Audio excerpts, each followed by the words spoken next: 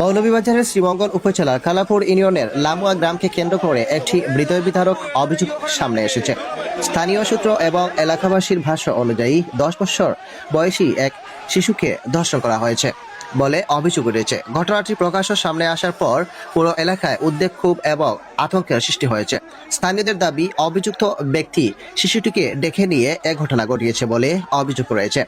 তবে এ বিষয়ে তদন্তের মাধ্যমে উদ্ঘাটনের বিষয়টি অত্যন্ত গুরুত্বপূর্ণ বলে মনে করছেন। শিশুর নিরাপত্তা এবং মানসিক সুস্থতা একটি সমাজের জন্য অত্যন্ত গুরুত্বপূর্ণ বিষয়। তাই শিশুদের প্রতি যে কোনো ধরনের সহিংসতা বা নির্যাতনের অভিযোগ সমাজের প্রতিটি মানুষকে ব্যথিত করে। এমন ঘটনা শুধু একটি পরিবারকে নয়, পুরো সমাজকে নাড়া দেয়। ঘটনার খবর এলাকায় ছড়িয়ে পড়ার পর সাধারণ মানুষের মধ্যে তীব্র প্রতিক্রিয়া দেখা যায়।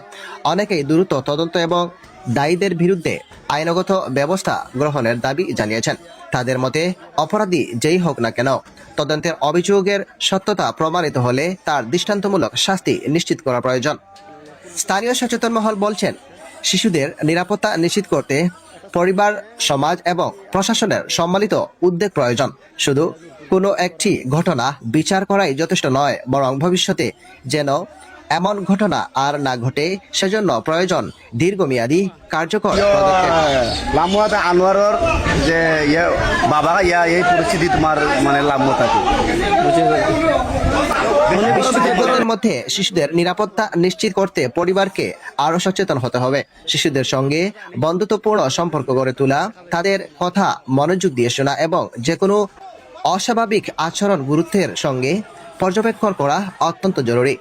একই সঙ্গে শিক্ষা প্রতিষ্ঠান, সামাজিক সংগঠন এবং স্থানীয় প্রশাসনের গুরুত্বপূর্ণ ভূমিকা রয়েছে শিশুদের অধিকার এবং নিরাপত্তা বিষয়ে সচেতনতা বৃদ্ধি করার সময়ের দাবি। এদিকে এলাকাবাসী ও সচেতন নাগরিকরা এই ঘটনার দ্রুত, নিরপেক্ষ ও সুষ্ঠু তদন্তের মাধ্যমে প্রকৃত সত্য উদ্ঘাটনের আহ্বান জানিয়েছেন। তারা বলছেন, কোনো নিরপরাধ ব্যক্তি যেন হয়রানির শিকার না হন, আবার প্রকৃত অপরাধীও যেন কোনোভাবেই আইনকে ফাঁকি দিয়ে বেরিয়ে না যেতে পারে।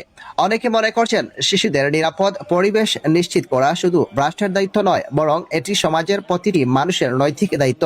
প্রতিটি শিশুর জন্য সুন্দর ও নিরাপদ শৈশব নিশ্চিত করতে সবাইকে একসঙ্গে কাজ করতে হবে। বর্তমানে অভিযোগের বিষয়টি সংশ্লিষ্ট আইনশৃঙ্খলা রক্ষাকারী বাহিনীর আনুষ্ঠানিক বক্তব্য এবং তদন্তের পূর্ণাঙ্গ ফলাফল এখনও জানা যায়নি। তাই তদন্তের মাধ্যমে প্রকৃত তথ্য সামনে আসার পর অপেক্ষা রয়েছে সবাই। এ ঘটনায় দ্রুত এবং নিরপেক্ষ তদন্তের মাধ্যমে সত্য উদ্ঘাটনটি হবে, এই আইন অনুযায়ী প্রয়োজনীয় ব্যবস্থা গ্রহণ করা হবে।